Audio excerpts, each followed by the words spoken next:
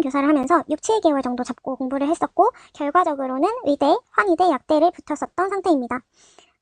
이 영상은 일단 첫 번째로는 시간이 절대적으로 부족한 직장인분들, 효율적이고 가성비 있는 공부를 통해서 최저만 잘 맞춰서 내신으로 대학을 가겠다 하는 수시분들을 위한 영상입니다. 네, 먼저 목차인데요. 첫 번째로는 하루 공부 루틴, 그 다음 두 번째로는 월별 공부 플랜, 그 다음에 세 번째로는 어떻게 멘탈 관리를 하면 될지. 직장이 있으면서 공부하기 쉽지 않잖아요. 그래서 마인드셋들을 공유 드리려고 합니다. 네, 그러면 바로 제가 퇴근하고 했던 하루의 공부 계획을 말씀드리겠습니다. 네, 먼저 저는 그 당시에 4시 반까지 수업 준비 다 마치고 업무 다 하고 바로 퇴근을 했고요. 그 다음에 저녁을 먹고 5시부터 7시까지는 국어나 수학 중에 하나를 골라서 이제 모의고사 한 개 분량을 풀었습니다.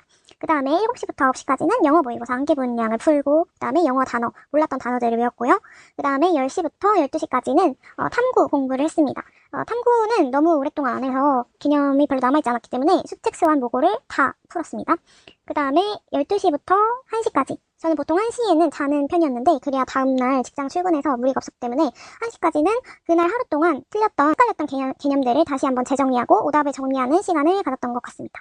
네, 다음으로는 월별 공부 계획을 말씀드리도록 하겠습니다. 먼저 3, 4월에는 초기이기 때문에 자기 객관화, 그 다음에 선택과 집중할 것을 정하는 단계가 꼭 필요합니다. 해야 될 자기 객관화 방법은 이제 가장 최근 거죠. 수능을 풀어보는 겁니다. 국영수는 시간을 재고 진짜 시험처럼 그 마킹하는 시간 5분 빼고 객관적으로 그냥 아무것도 공부 안 하고 생으로 풀어보는 거예요. 그래서 그때 자기가 아직 문제 푸는 감이나 베이스가 아주 조금이라도 남아있는지, 그 다음에 국어, 수학, 영어 각각 시간 안에 80분, 100분, 70분 안에 풀 수 있는지를 확인을 해보시면 되겠습니다. 자, 그 다음에 탐구 과목은 아직 아무것도 공부한 게 없기 때문에 풀 수 없잖아요. 그래도 대충은 선택 과목은 정해두는 게 좋습니다. 그래서 한 3개년치 정도 탐구 모의고사나 수능 시험지를 한번 살펴보고 적합한 거를 미리 골라두시는 걸 추천드립니다. 이제 자기가 1년 동안 공부하면서 무엇을 선택하고 무엇을 버릴지를 정해야 하는 순간이 옵니다. 먼저 수시의 경우에는 수시는 곧 최저어랑 동의어라고 저는 생각을 하거든요.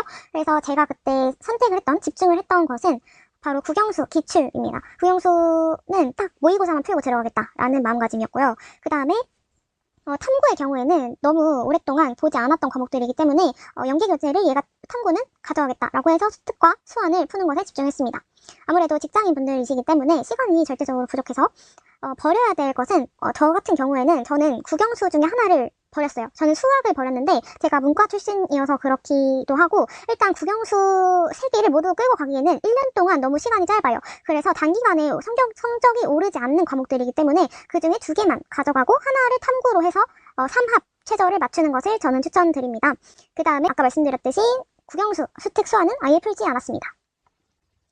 네, 다음부터는 5월, 6월인데요. 제가 공부를 처음 펜을 잡았던 게 5월이에요. 그래서 5월에 시작하는 것을 너무 늦다고 생각하실 수도 있는데 사실 수시는 효율적인 전략만 잘 세우면 충분히 5월에 시작하셔도 최저 맞추는 데는 문제 없다고 생각합니다.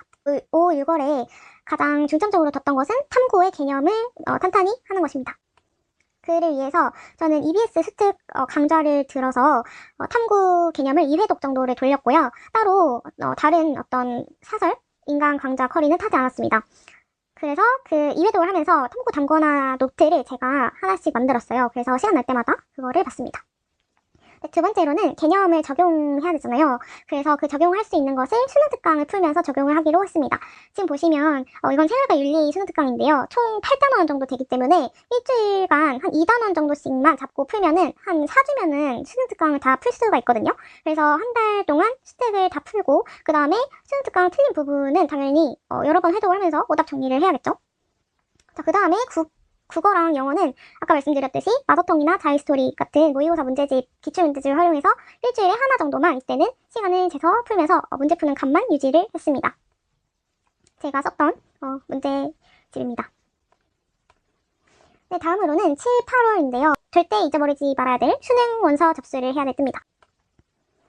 네, 아까는 탐구의 개념을 잡고 그 개념을 적용하는 것까지 했잖아요.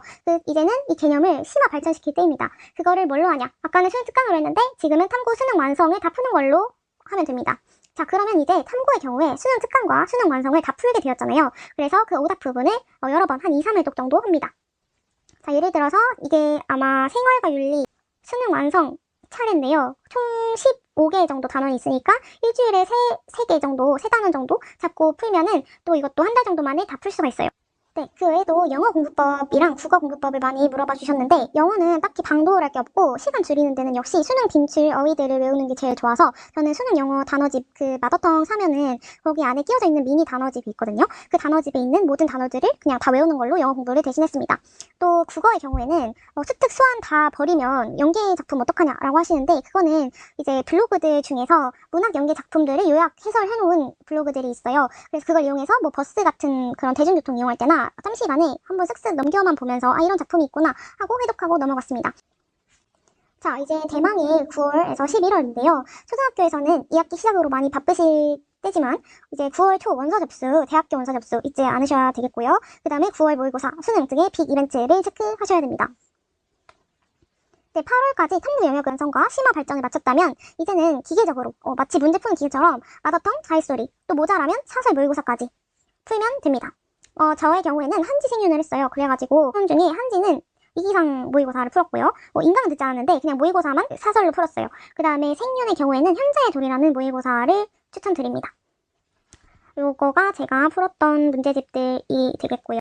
왜냐면 보통 사설이 그 실제 평가원 모의고사보다 어렵기 때문에 풀면서 많이 틀려가지고 멘탈은 나가는데 연습하기에는 좋은 것 같아요. 그래서 사설 인강 커리를 타진 않았지만, 자, 그 다음에 두 번째로는 국어, 영어는 이제 아까 말씀드렸듯이 너무 많이 모의고사를 다 풀었기 때문에 더 이상 풀 게 없을 거예요. 그럴 때는 뭐 EBS나 여러 가지 회사에서 나온 봉투 모의고사를 푸는 것을 추천드립니다. 정 마지막에 풀 게 없을 때의 얘기이고요.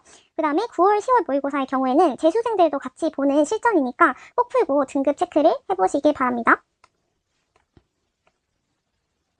네, 다음으로는 제가 했던 멘탈 관리법인데요. 먼저 1단계는 남들과 비교하고 막 스트레스 받지 않는 것이 좋은 것 같아요. 저는 뭐 막 시대인들처럼 좋은 재수 학원을 다닌 것도 아니고 엄청 많이 불안할 수도 있었지만 오히려 아무도 안 보고 혼자서 하니까 더 비교하지 않고 할 수 있었던 것 같아요. 두 번째로는 초등교사의 경우에는 방학이 있기 때문에 학기 중에 너무 못해도 너무 슬퍼하지 마시고 방학 때 자신에게 모든 걸 맡긴다는 마인드로 화이팅 하시면 됩니다. 그다음 세 번째로는 저는 항상 그 독서실 옆에 헬스장이 있는 데를 구해가지고 운동을 절대 놓지 않았습니다. 이게 항상 체력이 방전이 되는 때가 와요. 그때 믿을 건 운동뿐입니다. 그래서 운동을 열심히 하시는 걸 추천드리고, 4단계는 항상 그 독서실에서 1시에 돌아올 때 솔직히 현타 올 때 있거든요. 근데 그럴 때마다 저는 할 수 있다고 자기 자신을 항상 세뇌를 했어요. 여러분들도 꼭 자기 자신을 끝까지 믿어주시면 좋을 것 같습니다. 좋은 결과 있으시기를 바랍니다. 감사합니다.